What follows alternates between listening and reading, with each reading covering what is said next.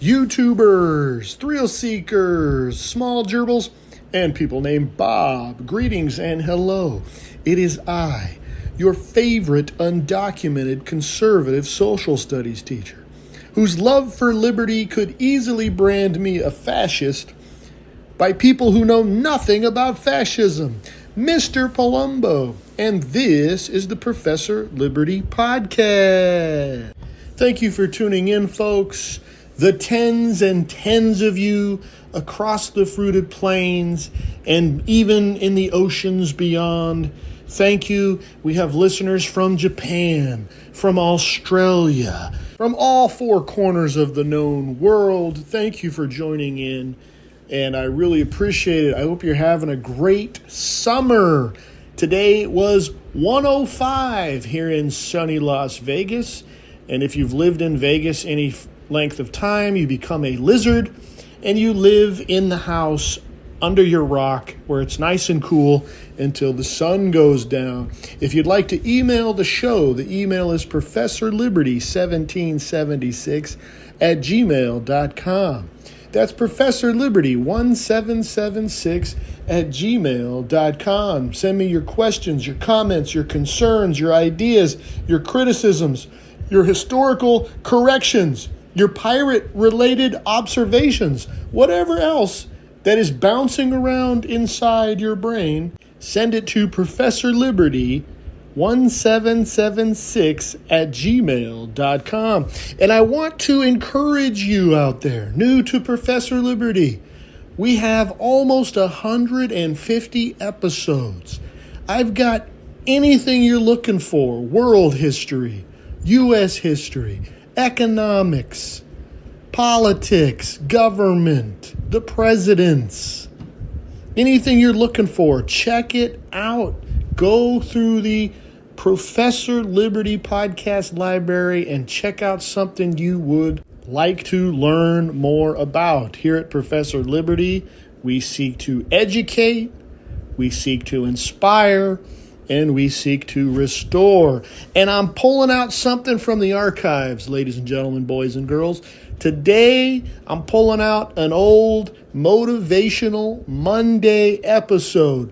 Part of our motto here is to educate and inspire. So we are leaning into the inspirational piece of Professor Liberty with our first Motivational Monday, and I don't know how long, folks. I was kind of back in the archives myself a couple days ago, and this could be 2 years, 3 years since we've had a Motivational Monday. Now, I will say, if you go listen to the Roman Road of Masculinity, that would fit under a motivational type episode. That was very popular. If you go check that out, that was episode 135, The Roman Road to Masculinity. So lately we've been talking about pirates, and we've been sailing through the life of a pirate. And I wanted to put that aside today, and I wanted to talk, instead of talking about buccaneers and sails and the Caribbean, and that makes me want to go there just talking about it, I wanted to take a short break, and I wanted to talk about getting stuck. And I don't mean, your tires are stuck in the mud. I'm talking about getting stuck in life. Now, some of you old-timers who have been following Professor Liberty ever since Professor Liberty started, side note, I'd really like to meet you guys sometime. I really appreciate all the support you've given me. Somebody you don't even know, but I appreciate it. You might remember the old Mr. Palumbo tough love. And no, I don't mean the boomer tough love that screams, quote, "Pull yourself up by your bootstraps, boy," unquote. Now, which I do subscribe to that way of thinking from time to time. I have been called a boomer myself, even though I'm way too young for that.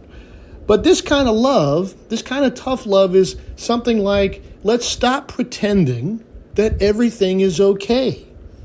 That is the kind of tough love the world needs today. So we're going to talk about, what do you do when you feel stuck? Over the years, one of the most surprising roles I've had as an educator, and one that nobody ever really talks about, when you become a teacher, you're part mentor, you're part guidance counselor, Sometimes you're part priest. I mean, I have had people confess stuff to me all the time. I don't ask for it, but they sit down and they confide in you. And sometimes, even though you're not educated for it, you're not licensed for it, you don't have any expertise, sometimes you become a therapist. I am an obscure social studies teacher. And while I have just enough expertise to talk about economics, world history, and government, I have no expertise discussing things like psychology, emotions, and all that stuff. Now, just like you, however, I am a living human being and I have experienced life. And one of the best teachers you can ever have, as you all know, as you get older, is experience. But anyway, as an educator, people trust you, students trust you, parents trust you, former students come back to show you how they're doing. They want you to be proud. People trust you and they tell you things. A student stays after class and they want to share what's going on in their lives. Parents pull you aside after a conference and they share about how they stay up at night. They can't pay the bills. And after a while, you realize something. No matter how different their stories are, they often end with the same sentence. Quote, "I feel stuck. I just don't know what to do." I'm sure we've all felt this way. I have felt this way. I get overwhelmed all the time, and I'm sure you do as well. Now, some people are able to navigate the complexities of life easier than other people. And some people get stuck in the mud, and they get stuck in the paralysis of analysis, and they just stay there for weeks, for months, for years. Sometimes it's debt. Sometimes it's a marriage that's falling apart. Sometimes it's a job. You don't have enough money. Sometimes it's all of those things at once. So today I want to give you 4 steps that you can do to regain your footing and start getting unstuck, feeling like you can change your circumstance. So step 1 is simply called stop the bleeding. And this is a step that I want you to conceptualize within the next 48 hours, okay, depending on what your challenges are. For the next 48 hours, your job is stabilization, not optimization, not transformation, that'll come, but stabilization. Think of it as triage. We're going to talk about a lot of triage. You guys know what triage is. In the medical field, the guy that is bleeding out or the guy that's having a heart attack is going to get seen before the guy that broke his pinky. Because breaking your pinky isn't life-threatening. Bleeding out or having a heart attack is. Now, when a lot of people think about stabilization, they think, well, I have to do this, and I have to do that, and I have to pay the car, and I have to pick up the kids, and I have to pay the rent, and I can't pick one or the other. They think stabilization is surrender or stabilization is giving up. No, it is a strategy under pressure depending on how bad your situation is. And when we're under prolonged stress, we don't make good decisions. If you guys go back to COVID and the lockdown, fear shut down people's brains and we made a lot of bad decisions. So in this stop the bleeding step, we need to step back, we need less, not more, and we need to call a timeout. I've used this analogy before and I'm going to use it again because I was in the Navy and old habits die hard. But in the Navy, everybody learns firefighting. No matter if you're going to be steering the ship, fixing the ship, painting the ship, whatever, you're going to learn firefighting. Every sailor becomes a fireman when there's a fire on the ship. Remember, there's only one ship. So even as we're not talking about pirates, I still brought a ship analogy in. I guess I can't help it. But everyone has a job normally on the ship, right?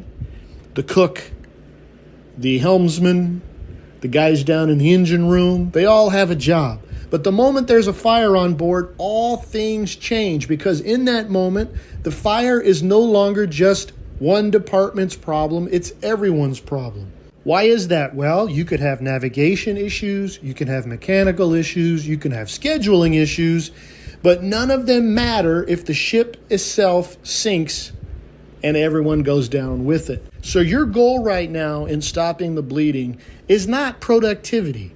It's identifying the things that can wait, the things that are not dire, the things that aren't life-threatening. So how do we do that? Well, first we need to reduce our inputs. That means stop filling your brain with more chaos than it can process. You don't need 10 conversations about your problem. You don't need endless doom scrolling on your phone. You don't need every opinion from every corner of your life from every person you know. You need fewer inputs, not more. I often tell the students, and they always look at me funny in this generation, you don't got to tell everybody everything. You don't have to put everything out there. You don't have to share with everybody. You don't have to put your life online. You can lower your inputs. Stop telling everybody your problems. So you mute what you can, you take a step back from what you don't need, and create a quiet place where there is no noise. Turn off the noise, and as the kids would say, go touch grass. You'd be surprised how little quiet time we modern people get. And you'd also be surprised how more clearly you can think through your issues when you don't have a million people in your ear or you have all these other things distracting you. Find some quiet time. After we do that, we're going to start our triage. Remember, the analogy is stop the bleeding. So you're going to clear your schedule of all non-essentials. Look at your calendar with the simple question, what absolutely does not need to happen in the next 48 hours or the next week? And you know what? Cancel it. Postpone it. Reschedule it. Not forever. Just enough to stop the overload. You're in charge of your life, not anything else. You know, I think a lot of women have problems with this. I know they just want to be heard.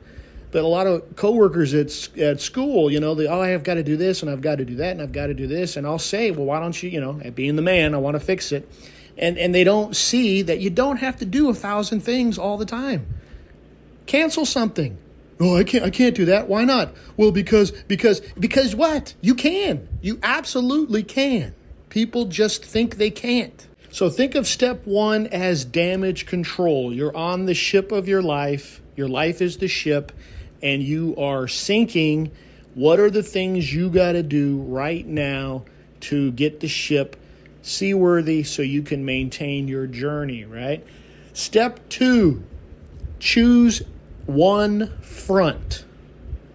This is where people often get stuck. They don't know where to begin. But one of the reasons they don't know where to begin is because they don't know the difference between the things that you can control and the things you can't control, something the Stoic philosophers knew a lot about. One Stoic philosopher is quoted as saying, some things are up to us and some things are not. When your marriage is struggling, when your career is disappointing, when your mind is overwhelmed, it's easy to spend all your energy wrestling with things that are outside your control. I speak from experience with this, boys and girls, ladies and gentlemen.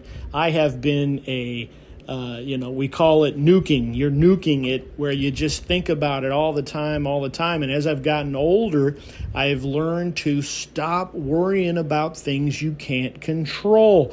A long time ago, we did an episode called Don't Worry About the Defeat Until It Comes, right? So these challenges might not even work the way you think they work. They might work themselves out, and you've spent hours worrying about it and stressing about it. And when that day comes, it's over. It was a big nothing. That was episode 6, by the way. Wow, talk about a classic. If you want to listen to that episode, it's episode 6, Meet the Defeat When It Comes, It Might Not. So anyway, let's get back to this front analogy.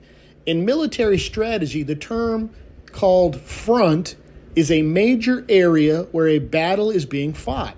Throughout history, military leaders have understood the painful truth. Fighting a war on multiple fronts at the same time is extraordinarily difficult. So now apply this to your life. You're trying to solve all these problems at the same time. It's impossible. Choose something manageable and work on that first. When your marriage is in crisis, your career is disappointing, you have piling debt, your mental health is suffering, you're fighting on multiple fronts. And the mistake most people make is that they believe they have to launch a full-scale offensive in every direction at once. You don't have to do that. Acknowledge that you have multiple challenges occurring at the same time, but you only have the bandwidth to address one issue. And that's okay. Because you're only one person and you have limited resources, choose the easiest domino and not the biggest problem to attack first. Let me explain. Think about it like setting up dominoes. You know how you would go one at a time and you'd put these dominoes in line and make these elaborate designs, and then you would hit the domino at the end and they all come crashing down. At first glance, the dominoes look very complicated. There's too many pieces. There's too many angles. There's too many things all to handle at once. But that's not true. What domino do you start with? Well, you start with the one on the end, right? That's your one domino. And you push that domino down, and then it hits other dominoes, and it hits other dominoes, and then you have something called momentum. You start with one. So for example, if your job is currently paying the bills, but you hate it, well, your mission right now isn't to love the job. Your mission right now is to keep the job so you keep money in your pocket, so you keep food on the table, and maybe down the road you can get a new job or a better job. Okay, you don't have to solve your career issues today. You need an income. That's it. Or maybe your marriage has reached the point where the emotional outcome is no longer under your control. And that's difficult and that's sad. But it has to be said, at some point, a part of maturity is coming to grips with the reality it is what it is. No matter how much you want something to be different, no matter how many times you replayed conversations in your head, and I wish I would have made, it is what it is. The cake has been baked. The ingredients are in it. So now you need to focus on something else. Maybe it's being a better parent.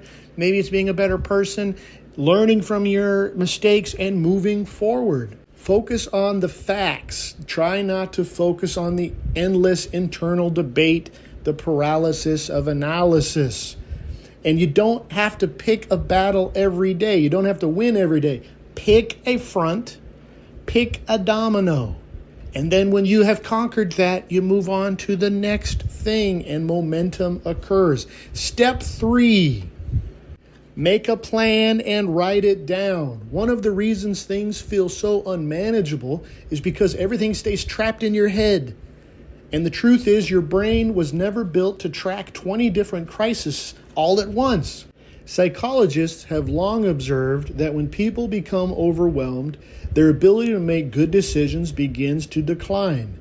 The more fires you're trying to put out simultaneously, the more likely you are making reactive choices instead of strategic ones. So get a piece of paper, not your phone, paper, and write down every problem you are carrying. Everything. The job, the marriage, the bills, the fears, the debt, the uncertainty. Get it all out. And then list them. What can you control today and what can you not control today?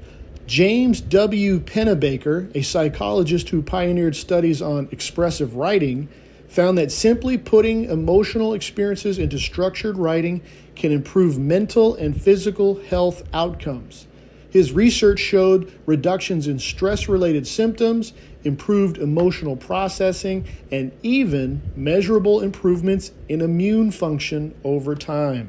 Personally, guys, as a teacher, I love lists. When I get overwhelmed, I'm writing stuff down. I've got lists and sticky notes, and call this parent and fill out this form and go to this meeting and grade this test. And I just cross it out, print out these things, cross it out. It feels so good to cross it out. You feel like you're doing something, you're feeling productive. So again, the power of writing, journal, write this stuff out. Then you can make a plan. Then you can choose a front. Then you can pick your first domino. And finally, step 4, have an emergency support team. One of the most dangerous lies people tell themselves during a difficult season is, I should be able to handle this alone. No, you shouldn't. Human beings are not designed to carry extraordinary burdens in isolation. Researcher Brené Brown has spent years studying resilience, courage, vulnerability, and what helps people survive the hardest moments. One of the most important findings in her research is that resilient people don't navigate hardship alone. People become more resilient when they're able to connect with others, share their experiences, rather than suffering in silence. So you need to reach out, you need to connect. Now remember, I told you earlier, you don't tell everybody. You have a core, you have an inner circle, people you can trust. But also, you get professional support. Notice I said professional support. While friends and family can be incredibly important sources of love and support, there's a difference between support and expertise. A friend may tell you to quit your job immediately because they hate seeing you unhappy. Another may tell you to stay in a failing marriage because they fear change. Someone else may project their own experiences onto your situation and convince you to make a decision that would be right for them, but wrong for you. Professional guidance is different, ladies and gentlemen. A good therapist isn't there to simply agree with everything you say. They're not there to tell you what you want to hear. And frankly, they are not there to keep you stuck. Professional therapists are there to help you. A good therapist is going to listen, validate your experiences, help you understand your emotions, and then gradually help you move forward. If you are seeing a therapist now and it's been months and months and you're still in the same spot, that might not be the right therapist for you. A therapist isn't someone you pay to get affirmation. A therapist is someone you pay to help you fix the problems that you came to them with. The goal is to become healthier, stronger, and able to navigate reality yourself. So there you have it, folks, on our Motivational Monday, the one that's many years in the making.